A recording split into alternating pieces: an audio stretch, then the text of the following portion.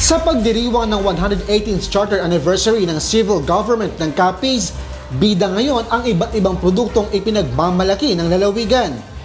Kabilang na dito ang mga produktong yari sa Capiz shells, abaca fiber, kakao at iba pa.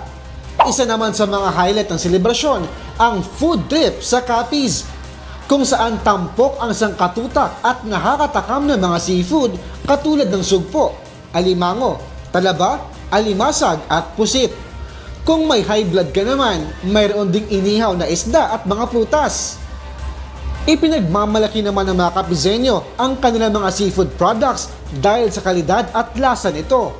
Katunayan, malaki ang demand ng mga seafood products na mula sa Capiz sa mga hotels at resorts sa mga tourist destinations ng bansa.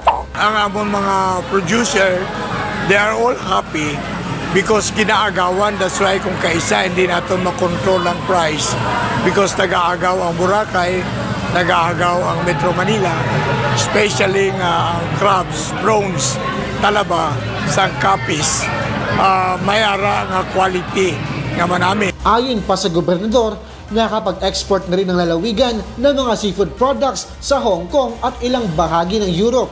Samantala, isang bagong Capiz Tourism and Culture Display Center naman ang binuksan sa Capiz Provincial Park kung saan makikita at makakabili ng mga ipinagmamalaking produkto ng mga bayan sa Capiz.